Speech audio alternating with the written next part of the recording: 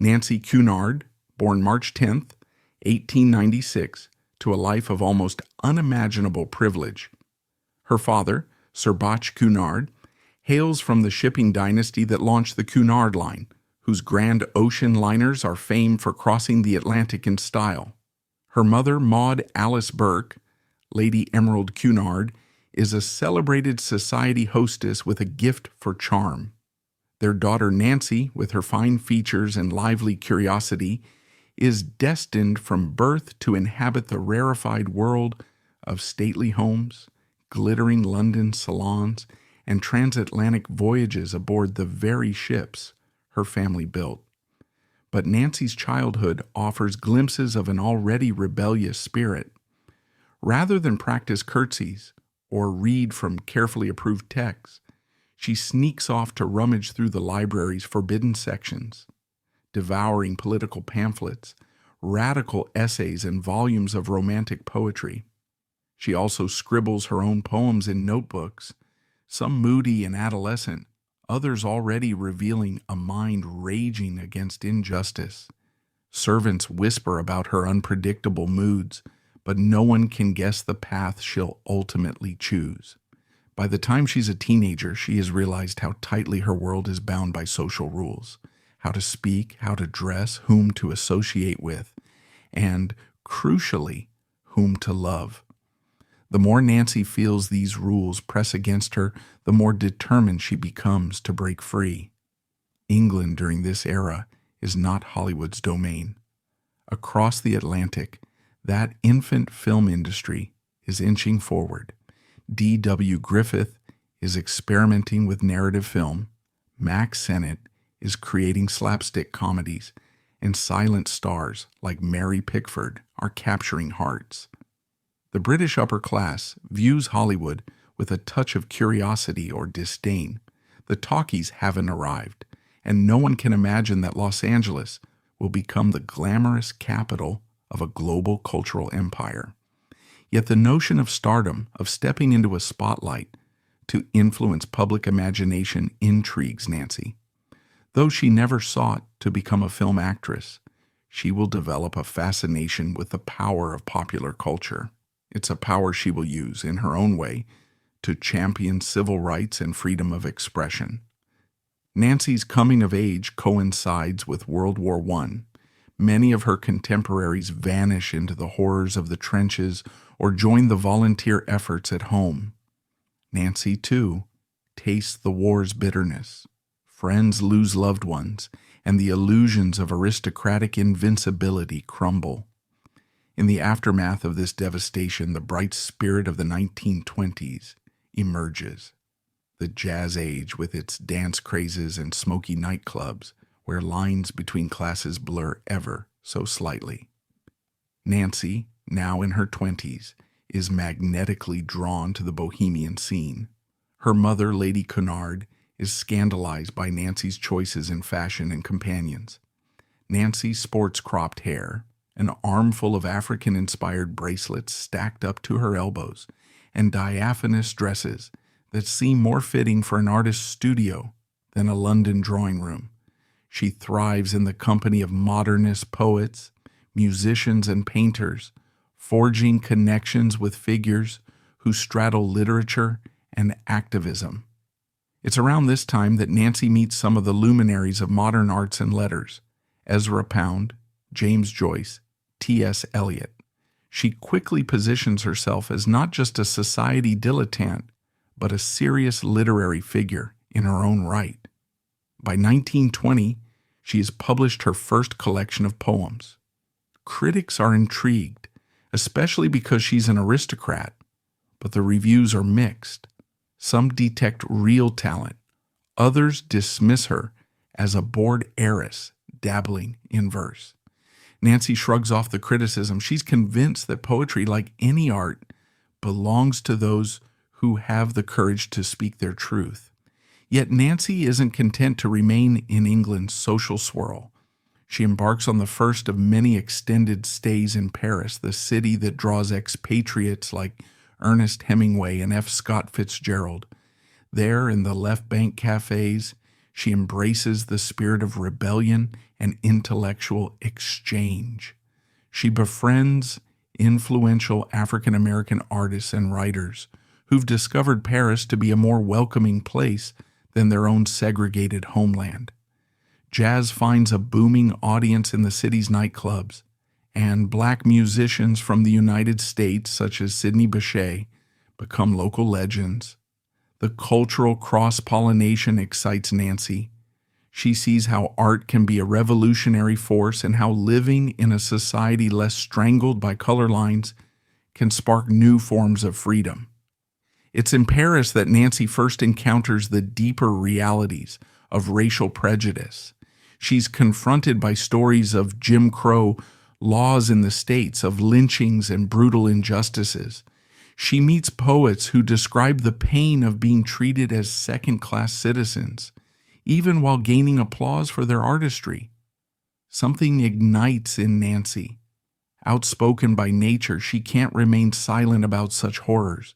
She begins to write essays and poems attacking racism.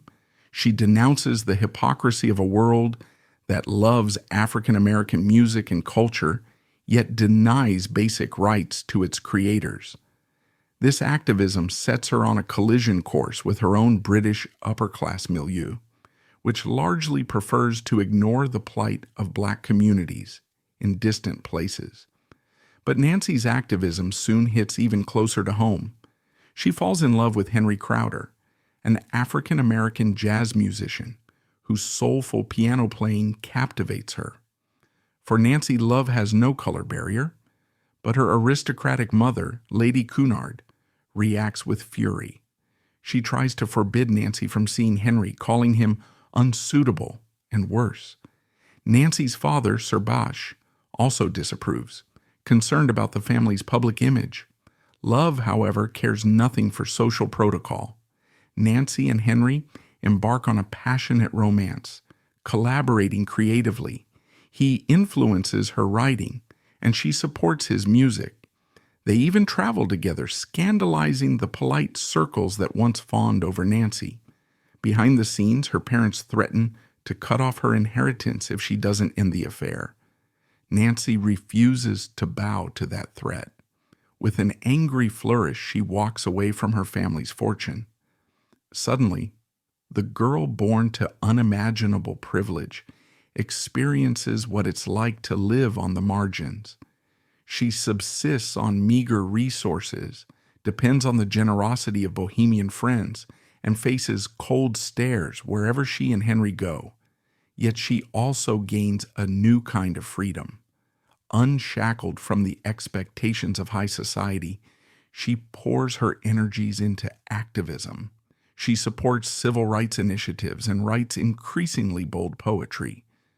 She and Henry set up a small publishing venture, challenging the taboo of interracial relationships.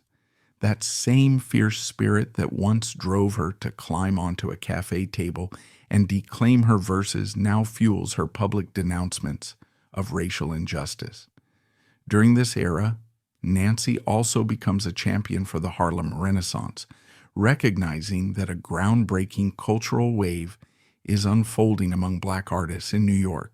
She corresponds with key figures in that movement, Langston Hughes, Zora Neale Hurston, and others, encouraging them to share their work in Europe. Though she never claims the Hollywood spotlight, Nancy organizes events that echo the flamboyance and sparkle of Tinseltown galas, but with a socially conscious twist: music, art, and readings aimed at promoting black voices.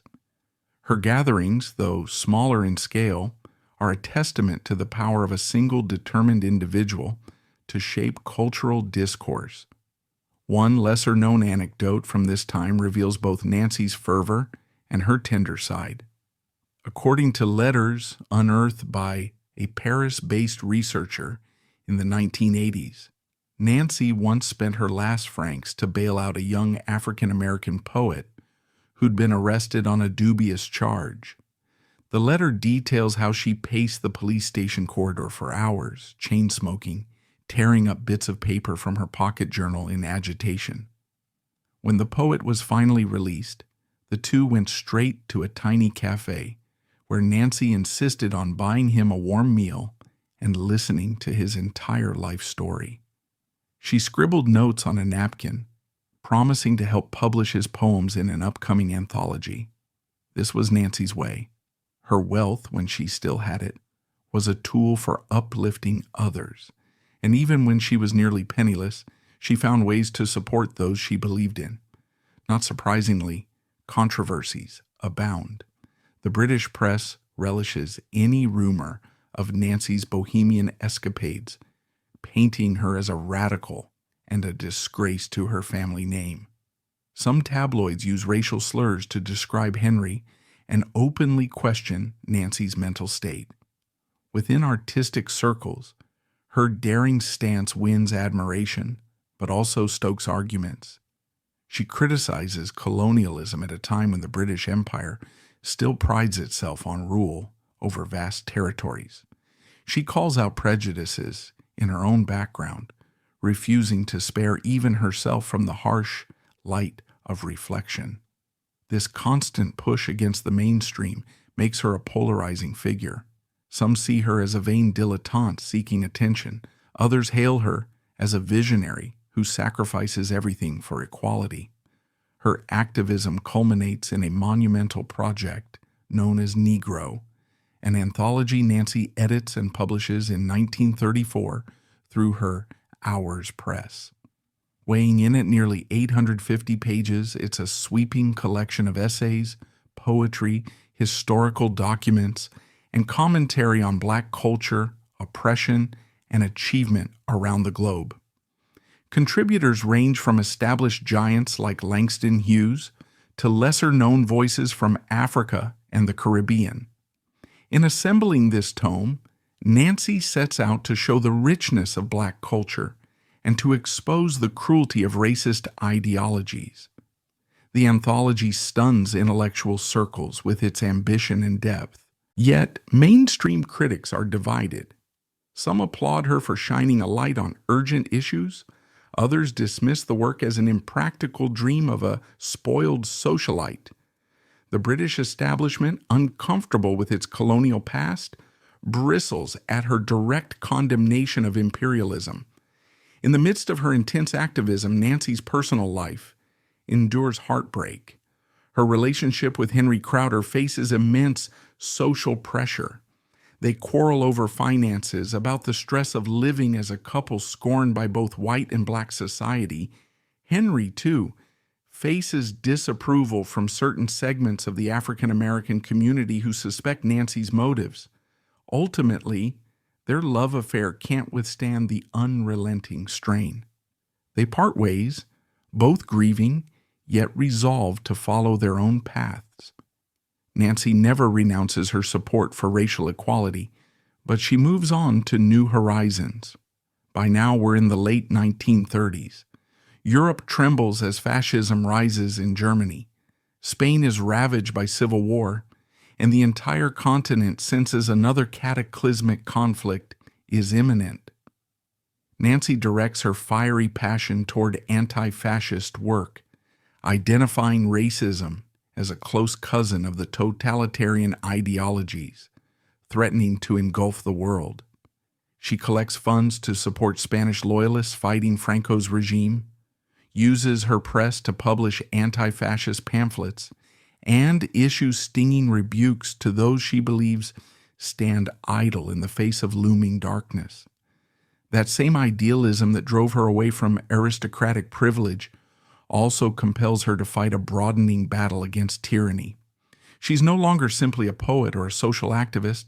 She's a champion of multiple causes that, in her view, share the same root: the human need for dignity and freedom. As World War II erupts, Nancy's life becomes increasingly precarious. She's back in London when the Blitz commences, witnessing firsthand the devastation of bombs falling from the sky. Ever impulsive, she volunteers as an air raid warden, wearing a heavy steel helmet and patrolling streets littered with rubble. At night, she scribbles poems by candlelight, capturing the terror and resilience of ordinary people.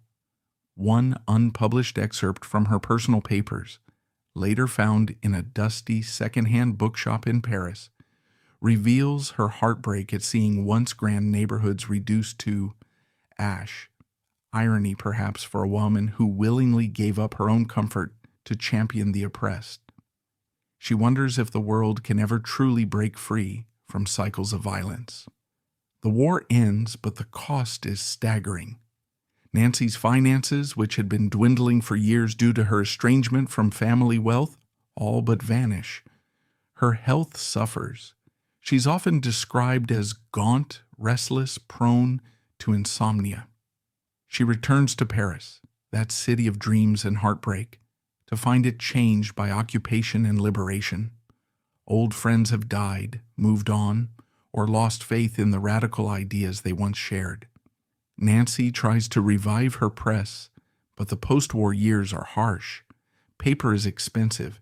Interest in avant-garde literature is overshadowed by the immediate concerns of rebuilding.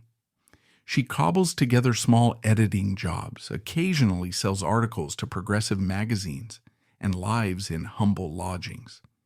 It's during these later years that Nancy's most intimate circle of friends sees a different side of her. No longer the glamorous heiress, no longer the unstoppable rebel. She's battered by life's hardships, yet clings tenaciously to her ideals. She remains devoted to anti-racism, supporting the nascent civil rights movement across the Atlantic.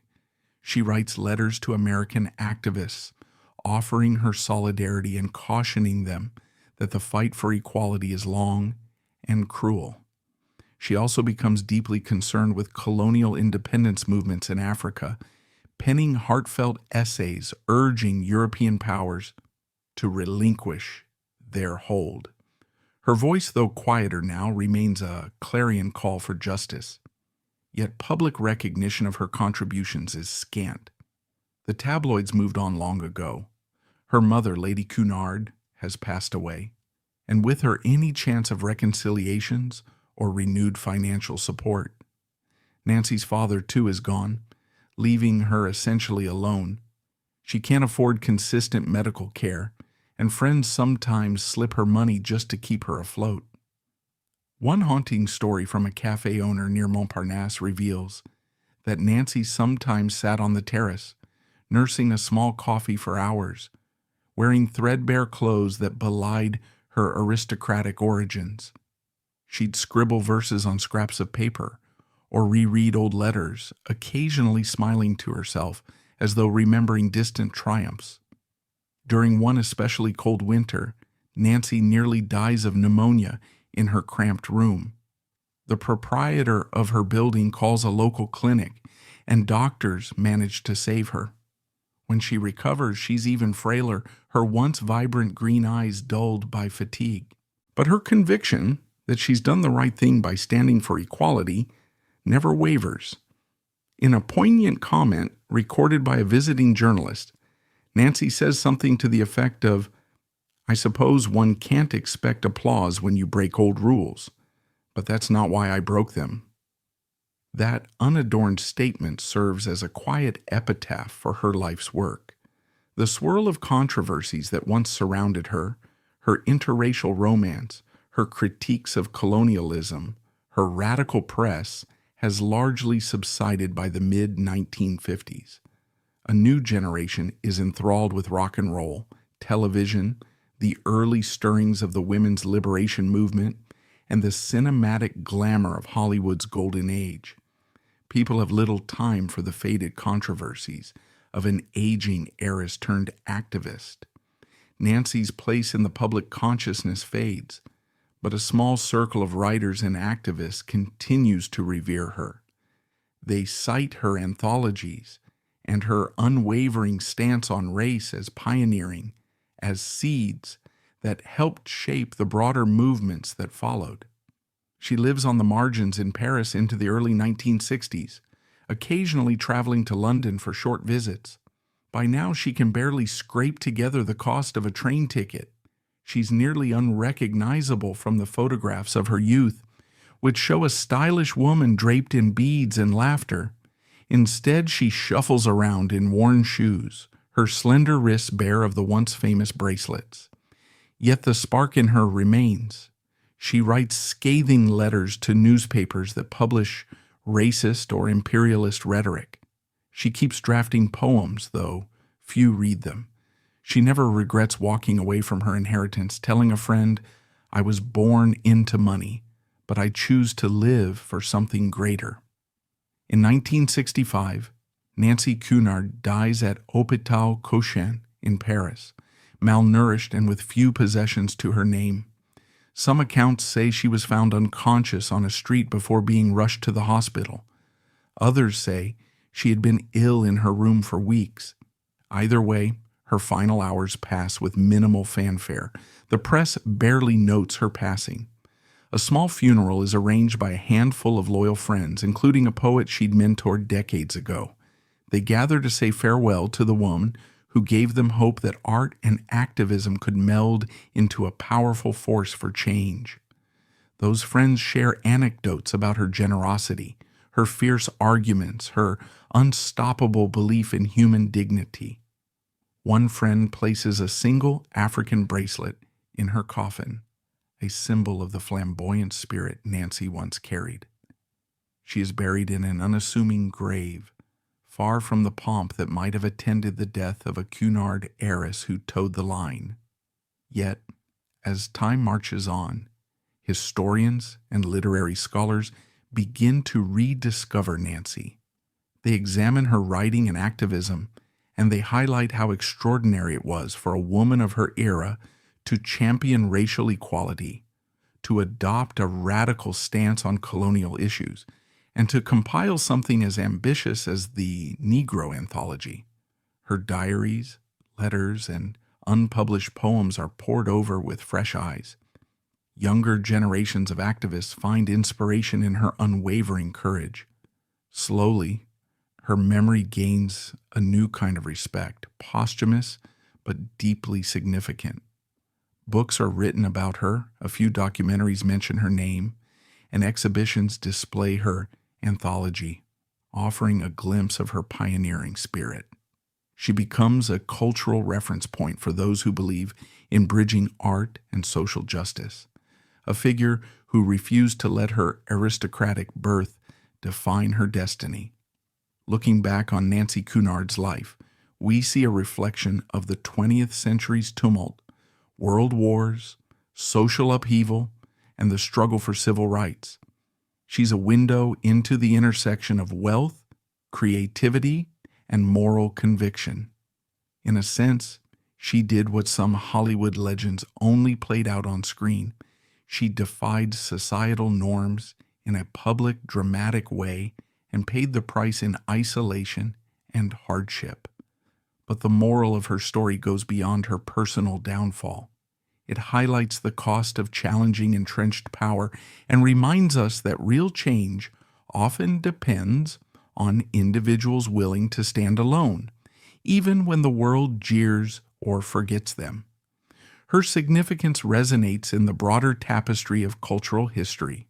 While Hollywood churned out glamorous films and occasional morality tales about social issues, Nancy lived a real-life drama that outstripped any cinematic script.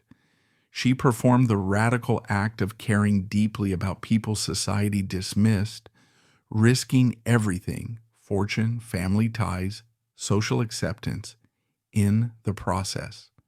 Her own words, scattered through diaries and letters, speak of a fierce hope in humanity's capacity to evolve.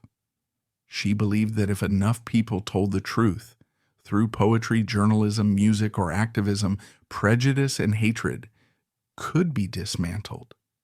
That belief, unwavering even in her final days, is both heartbreaking and profoundly inspiring. In many ways, Nancy Cunard's life story teaches us about the power of individual conscience. She could have had a comfortable, if stifling, existence within the aristocratic bubble. She might have dabbled in safe poetry, hosted luxurious parties, and married someone of her own station. Instead, she opted to face condemnation, to love whomever she chose, and to champion the most marginalized. That path led to heartbreak, poverty, and eventual obscurity, but it also allowed her to die with integrity, having walked the talk of her convictions. And that wraps up today's video. If this video resonated with you, please give it a like, leave a comment with your feedback, and subscribe to stay updated on upcoming videos. Appreciate you watching.